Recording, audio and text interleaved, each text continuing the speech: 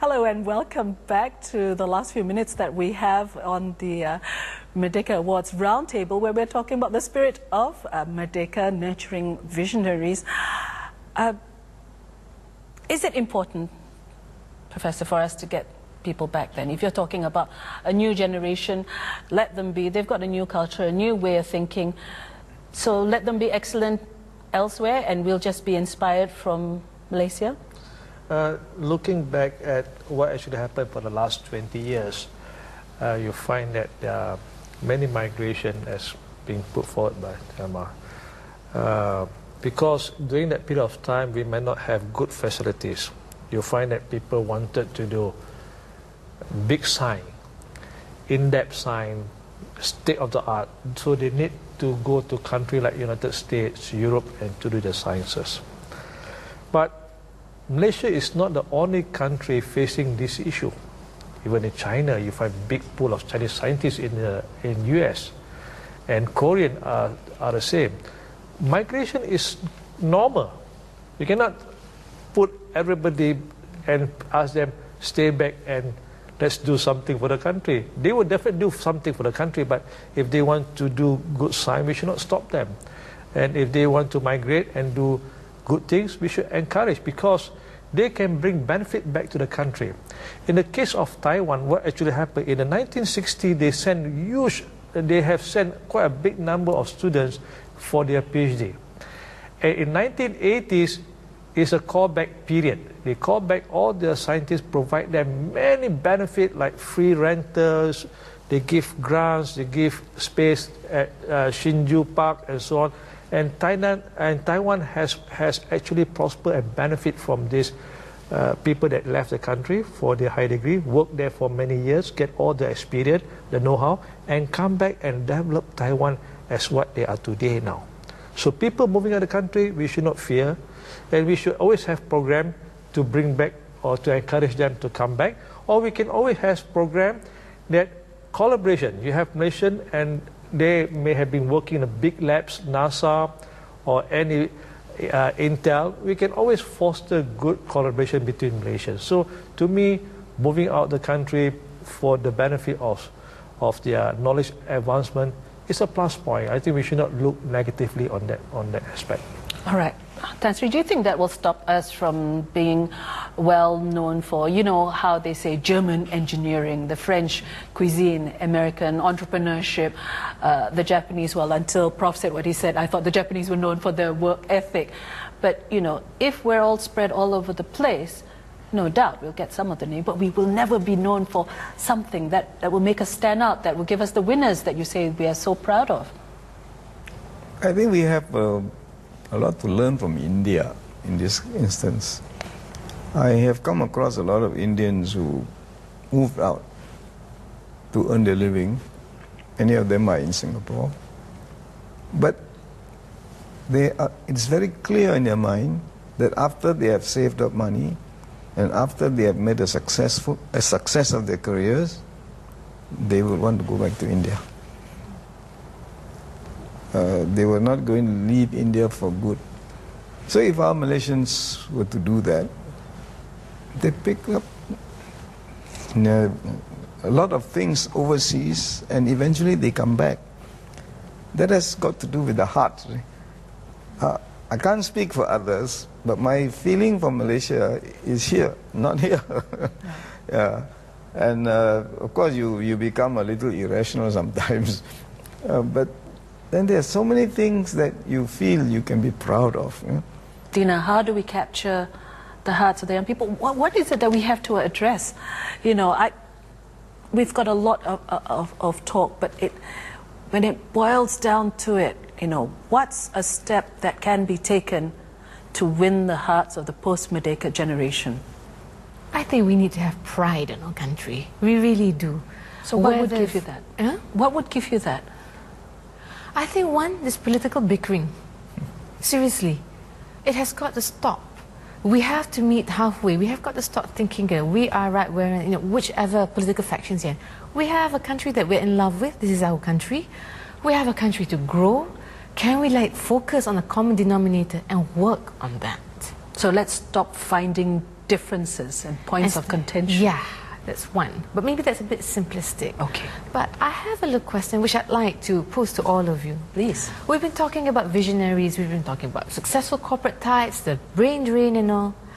What about Malaysians who've fallen through the crack because of economics? They're unable to get, access to schools, to tuition. Talking about people who are like, Ulu Sarawak ke Terengganu mana, right? It doesn't mean they're any less intelligent emotionally or up here, yeah? But they haven't been given the chances. I think we should work on these Malaysians to give them, and maybe these are the visionaries that we'll be getting. But if we keep focusing on just a certain segment, we are going to be forgetting the rest of Malaysia, and that's really unfair. Wow. Are we looking for our visionaries in the wrong places, Tharuma? No, maybe one of the things, I think you're correct, one of the things when the nation got independence in the beginning years, there's a lot of emphasis on rural development. If you see the visionaries at that time, while the country was infancy, industrialization was taking place, agriculture was the mainstay, our visionary leaders, if you look like Tun Razak used to cycle, go to the rural areas, go and inspect projects, if it's working or not. He knows what's happening on the ground. And I think there was a generation that was a lot more inclusive kind of thing.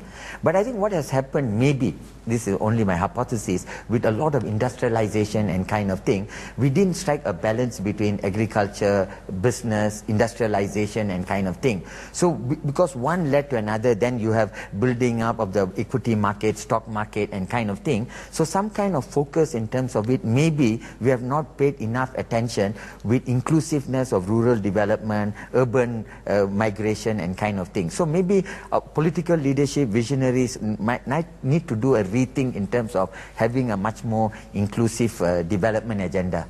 Yeah, well, it's a tough job, isn't it? Yes. Every politician is going to tell you, well, we can't get to everybody. If you're good, you're going to come up one way or another, even from the barrios. We have some very excellent examples of that. What would the people at the Merdeka Award want the post-Merdeka generation to focus on? They've got so much to think about, the global world, their own personal self.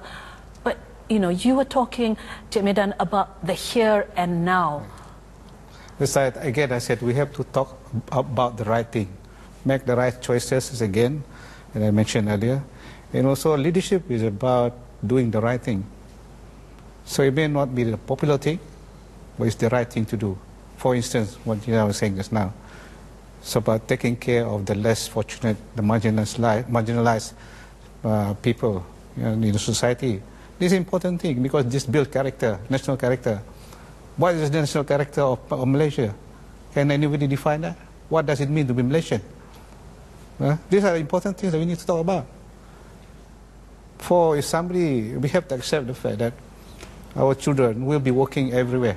They'll be in New York, they'll be in Paris, all over the world. Maybe in the North Pole. So what is it that makes them feel that they are Malaysian? What is the sense of affiliation to Malaysian? Those are the questions we need to ask if we want them to feel as Malaysians. So that's why we in the Merdeka Award, we say that let's talk about the important thing.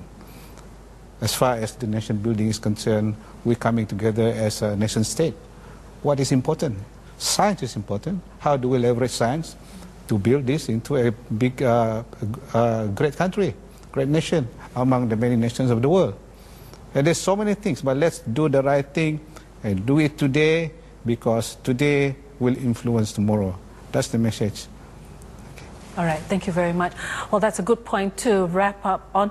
We're all very clear on what the Spirit of Merdeka was when we achieved independence. We were all very clear. We had that one rallying point, which was to unite, to obtain independence. Today, the story has changed. As you can see from the discussion that we had today, we have not reached a consensus. Everybody has a different idea of what independence means, what excellence means, whether it's IQ, whether it's EQ, whether it's a balance. Sometimes we need to stop and reflect a little bit. Sometimes we need to walk a mile, as they say, in the shoes of another person before we can understand truly what it takes. It's not just about being bigger, better, faster. It's also about being a better human being. And the most important thing is to look at what you're doing now, because the now, as Encik Medan says, will affect the future. The now, what you decide now, will affect what will happen to your children and your children's children.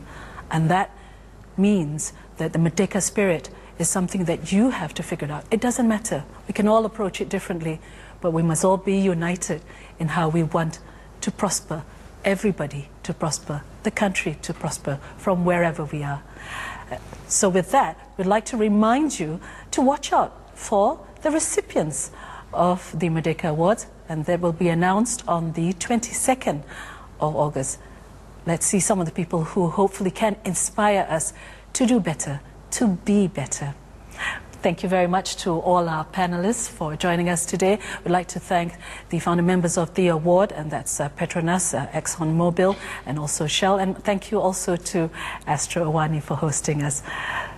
Bye-bye for now, and we'll see you at the next Merdeka Award Roundtable.